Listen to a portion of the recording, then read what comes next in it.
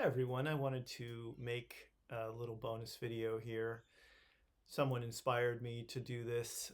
It's a video that is all about you becoming a channeler yourself and how you can tell you're either in the process of it or it's already happening and you just don't acknowledge it yet as channeling because it looks different, feels different, seems different than what you expected or what you see other people doing. So the first thing you might notice while in the meditative state, or perhaps just you're in the zone because you're doing something you love to do, like gardening or knitting or whatever it is, you start to experience a heat sensation in some area of your body. For me, the first I felt was in my right ear canal. I felt a heat sensation there when I was meditating, and I didn't know what it was at the time. I just thought it was cool and a good sign that I was getting really deep into the meditation.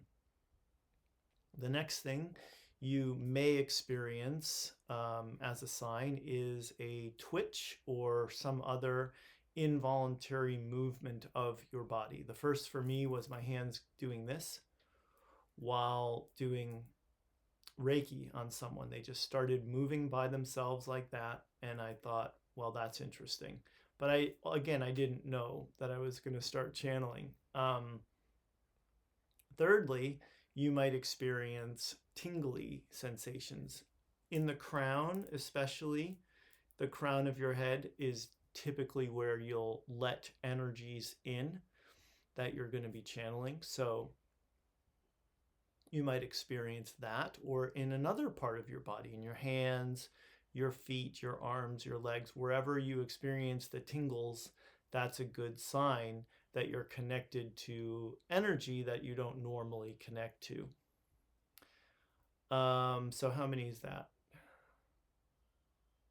That was heat, involuntary movement, tingly sensation. I hope I'm going to wind up doing 5. If it's not 5, I'll just change the title. Another one is you'll start speaking in light language or toning involuntarily, where you didn't plan on speaking this language or toning, and it's just coming through you, and you don't think of it as channeling, but it really is channeling. You're not intending to make those sounds or speak those words in light language, but it's just happening. So you're getting this energy, you're downloading it, and that's how you're translating it and expressing it. And it's just as channeled as if you said, we are the Arcturians, or we are the Pleiadians, or we are Archangel Michael.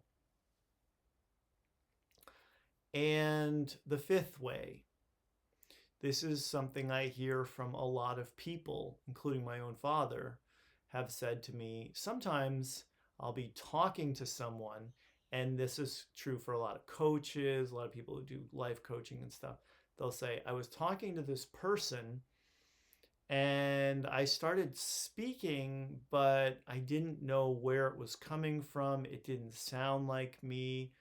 It's not something that I normally say, or afterwards I just felt like I was speaking for something other than myself. Now, they didn't go into a trance or make a lot of weird sounds or movements, so they don't necessarily think of it as channeling. But especially when you're doing something that is meant to be of service to someone else, the odds or the chances of you channeling like that go up exponentially, because there are beings always around who want to help us when we're helping others. They want to help the helpers.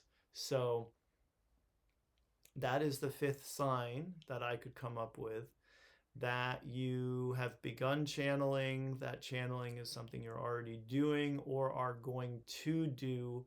And the only thing I can tell you on top of all that is you got to stick to it. You don't dismiss it. You don't say, well, that's not good enough, or that's not enough. Light language is not the same as speaking in English, so, or Italian or German or whatever. So I'm just not going to keep doing this, or I'm not going to put any emphasis on it or follow that path. But you've got to, if you want to see it through, if you want to keep going with that, you've got to put some time into it, and you've got to keep working with what you've got in that moment and make it be enough for you in that moment. So then you can, like I went from the heat to the movement. Lips moving was next. Dry heaving, that's another one you might experience when you're doing healing work or deep meditation on somebody. Burping, dry heaving. So those are other signs that you might be accessing the energies that you're accessing and channeling them.